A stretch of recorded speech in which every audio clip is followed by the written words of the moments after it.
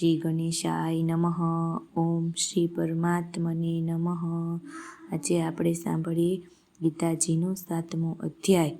શ્રી ભગવાન બોલ્યા, હે પાર્થ, અનન્ય પ્રેમથી મારામાં જ ચિત્તને પોરવનાર તથા અનન્ય ભાવથી મારે પરાયણ થઈને યોગમાં જોડાયેલો તું જે રીતે સંપૂર્ણ વિભૂતિ બળ ઐશ્વર્ય આદિ ગુણો સહિત સૌના આત્મા રૂપ મને વિના સંશયે જાણીશ, એને સાંભળ. હું તારા માટે આ વિજ્ઞાન સહિત તત્વજ્ઞાનને સંપૂર્ણપણે કહીશ, જેને જાણીને સંસારમાં ફરી બીજું કશું જાણવા લાયક શેષ નથી રહેતું. હજારો માણસોમાંથી કોઈ એક મને પામવા માટે પ્રયત્ન કરે છે, અને એ પ્રયત્ન કરનાર યોગીઓમાંથી પણ એક મારે પરાયણ થઈને મને તત્વથી એટલે કે યથાર્થ રૂપે ઓળખી શકે છે. પૃથ્વી, જળ, અગ્નિ, વાયુ, આકાશ, મન, બુદ્ધિ અને અહંકાર, આ પ્રમાણે આ 8 પ્રકારે વિભાગ પામેલી મારી પ્રકૃતિ છે. આ 8 પ્રકારના ભેદની તો અપાર એટલે કે મારી જડ પ્રકૃતિ છે, અને હે મહાબાહુ, આના સિવાયની છે એનાથી આ આખું જગત ધારણ કરાય છે. એને મારી જીવરૂપા પરા એટલે કે ચેતન પ્રકૃતિ ઓળખ. હે અર્જુન, તું એમ સમજ કે સઘળા જીવો આ બંને પ્રકૃતિઓથી જ ઉદ્ભવનાર છે, અને હું આખાય જગતનો પ્રભાવ તેમજ પ્રલય છું, એટલે કે સકળ જગતનું મૂળ કારણ છું. હે ધનંજય, મારા સિવાય બીજું કોઈ પરમ કારણ નથી. હા, આ આખું જગત સૂતરમાં પોરવાયેલા મણીઓની પેઠે મારામાં ગોઠવાયેલું છે. હે કૌંતેય, હું જળમાં રસ છું, ચંદ્ર તેમજ સૂર્યમાં પ્રકાશ છું, બધા વેદોમાં ઓમકાર છું, આકાશમાં શબ્દ અને પુરુષોમાં પુરુષ તત્વ છું. હું પૃથ્વીમાં પવિત્ર ગંધ અને અગ્નિમાં તેજ છું, તેમજ સમસ્ત ભૂતોમાં એમનું જીવન છું, અને તપસ્વીઓમાં તપ છું. હે પાર્થ, તું સર્વે જીવોનું સનાતન બીજ મને જ જાણ. હું બુદ્ધિમાનોની બુદ્ધિ તથા તેજસ્વીઓનું તેજ છું. હે ભરતવંશીઓમાં શ્રેષ્ઠ, હું બળવાનોનું આસક્તિ તથા કામનાઓ વિનાનું બળ એટલે કે સામર્થ્ય છું, અને સહુ જીવોમાં ધર્મને અનુકૂળ એટલે કે શાસ્ત્રને અનુકૂળ કામ છું. અને વળી જે સત્વગુણમાંથી ઉદ્ભવતા ભાવો છે, તેમજ જે રજોગુણથી અને તમોગુણથી થતા ભાવો છે, એ બધાને તું મારાથી જ થનારા છે એમ સમજ. એમ હોવા છતાં પણ વાસ્તવમાં તેમનામાં હું કે તેઓ મારામાં નથી.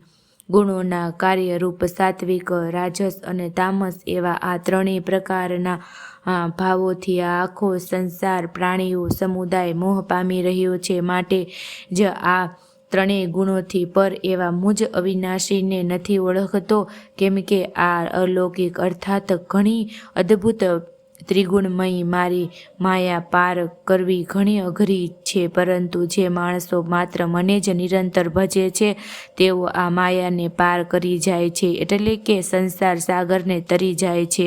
માયા વડે જેમનું અજ્ઞાન હરાયેલું છે, જ્ઞાન હરાયેલું છે, એવા આસુરી સ્વભાવને ધરી રાખનાર મનુષ્યમાં અધમ દૂષિત કર્મ કરનાર મૂઢજનો મને નથી ભજતા. હે ભરત શ્રેષ્ઠ, અર્જુન ઉત્તમ કર્મ કરનાર અર્થાથી આર્ત, જિજ્ઞાસુ અને જ્ઞાની એવા 4 પ્રકારના ભક્તોને મને ભજે છે. એમનામાંથી હંમેશા મારામાં એકાંત ભાવે સ્થિત અનન્ય પ્રેમ ભક્તિ રાખનાર જ્ઞાની ભક્ત ઘણો શ્રેષ્ઠ છે, કેમ કે મને તત્વથી ઓળખનાર જ્ઞાનીને હું અત્યંત પ્રિય છું, અને એ જ્ઞાની મને અત્યંત પ્રિય છે.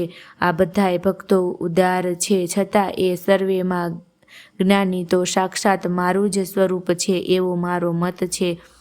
કેમ કે મારામાં જ મન તથા બુદ્ધિ રાખનાર જ્ઞાની ભક્ત અતિ ઉત્તમ ગતિ સ્વરૂપ એવા મારામાં જ સમ્યક રીતે સ્થિત છે.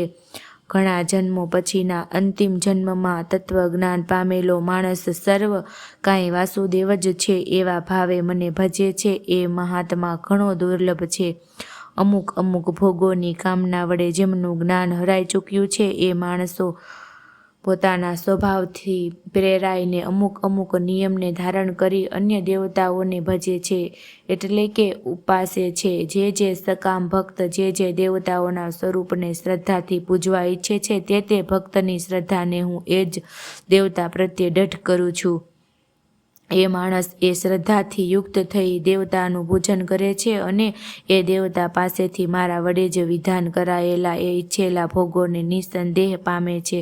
પરંતુ એ અલ્પબુદ્ધિજનોનું તે ફળ નાશવંત હોય છે. તેમજ એ દેવતાઓને પૂજનાર જનો દેવતાઓને પામે છે, જ્યારે મારા ભક્તો ભલે ગમે તેમ ભજે, છેવટે તેઓ મને જ પામે છે. અજ્ઞાનીઓ મારા સર્વશ્રેષ્ઠ અવિનાશી પરમ ભાવને નહીં ઓળખીને અવ્યક્ત અર્થાત મન ઇન્દ્રિયોથી પર એવા મુજ સચ્ચિદાનંદ ધન પરમાત્માને માણસની પેઠે જન્મ લઈને વ્યક્તિ ભાવને પામનાર માને છે. પોતાની યોગ માયા વડે ઢંકાયેલો હું સૌને પ્રત્યક્ષ નથી થતો, માટે આ અજ્ઞાની સમુદાય મુજ અજન્મા અવિનાશી પરમેશ્વરને નથી ઓળખી શકતો, એટલે કે મને જન્મ મરણશીલ સમજે છે. હે અર્જુન, પૂર્વ થઈ ગયેલા અને વર્તમાનમાં હયાત તથા ભવિષ્યમાં થનાર સર્વે ભૂતોને હું જાણું છું, પરંતુ મને કોઈ પણ શ્રદ્ધા ભક્તિ વિનાનો માણસ નથી જાણી શકતો. હે ભરતવંશી અર્જુન, સંસારમાં ઈચ્છા અને દ્વેષથી ઉદ્ભવેલા સુખ દુઃખ આદિ દ્વંદ્વ સ્વરૂપ મોહને લીધે સઘળા પ્રાણીઓ અત્યંત